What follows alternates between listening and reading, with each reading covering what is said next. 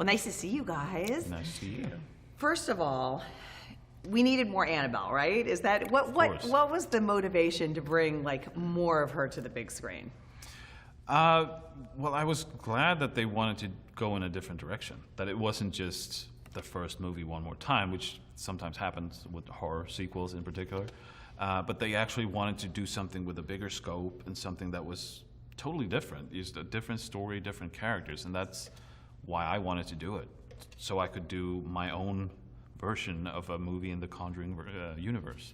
And bringing her, she's different. I mean, it's not like Chucky where she comes alive and she's like, you know, running around the house. It was different. Yeah, which is both a challenge and a great thing because you have to be creative with the things happening around her. You know, you see her as sort of the vessel for evil or sort of the portal for it into our world, and then you have to come up with all these, you know, evil taking various shapes around her, which is a challenge, but a lot of fun. As far as your character, explain who she is, because you're the most beautiful nun I've ever seen, by the way, first of all. Let's just get that out there. But no, you really did a great job of just, she was so understated. And what was it, who is she? She's a mystery to a lot of people. We have a backstory to Sister Charlotte, but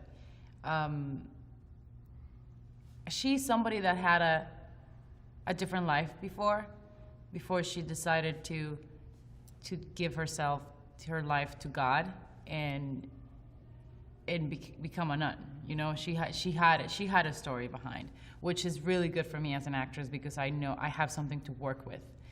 But now, in the present, her job and her priority is the kids, to give them a second chance and to be with them and love them and be caring and guide them and protect them. So I think my character in this story becomes a spiritual warrior that's fighting face to face with evil. I love that. Talk about being on set, because watching it, so creepy. We're even in the next room taking pictures. I'm like, what? So where was it shot? What was it like to be on set? Was it scary at all? Kind of all that. Well, it was shot on the Warner Brothers lot, where we built this whole set, designed by Jennifer Spence, who did such an amazing job because it just has this creepy feeling to it. And, you know, we shot a lot of it quite dark, you know, with very little light, because the cameras can pick it up, you know, these days anyway. So it did sort of add to that mood and that atmosphere on set. And as a director, I was very inspired by that set design to come up with new things that wasn't even in the script, just because it gave me new ideas all the time. What is it like? I mean, you're on there and you have this doll there. Is it scary? Is it something, because I know a lot of it's, you know, visual effects later and stuff like that. So how is it to kind of make it feel scary? A lot were practical effects. They were actually happening there. So we were just reacting to it. Like there's a moment with the house starts moving and the floor is shaking and everything is like moving. It's coming to life. And as an actor, that's awesome, because like I never been in a set like that before. I was like, so I don't have to imagine it. I actually just have to react to that. And that I love. The set was so beautiful. The house was like one of those houses that you're like, I kind of like it. I could live here, but it's kind of creepy. It had the right amount of creepiness going on. And you guys needed it to look and feel like it was obviously in the 50s, right? And just that feel. I mean, what did you want to do just to really make it authentic?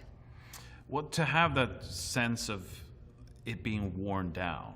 And that was actually something that was even informed by sort of the characters. So in the bedroom where Mrs. Mullins is sort of hidden away, treated almost like a secret, it was even more worn down inside there and sort of spread from the house, because I wanted that feeling. You know, sometimes when you see sets, it feels too polished, too nice, you know, like a set, and I wanted this to feel lived in, like this place had a history behind it. And the story of them in this house, I mean, obviously they had such tragedy happen, and kind of elaborate on that. It's just a story, and she's going through so much herself, the mother. Yeah, I mean, that family has been through a horrible tragedy, and they can't deal with it, or they can't deal with it in the right way, which enables evil to come into their life, to use their grief, you know.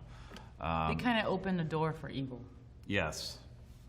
So that's sort of at the core of that family, is that they just can't handle the loss of their child.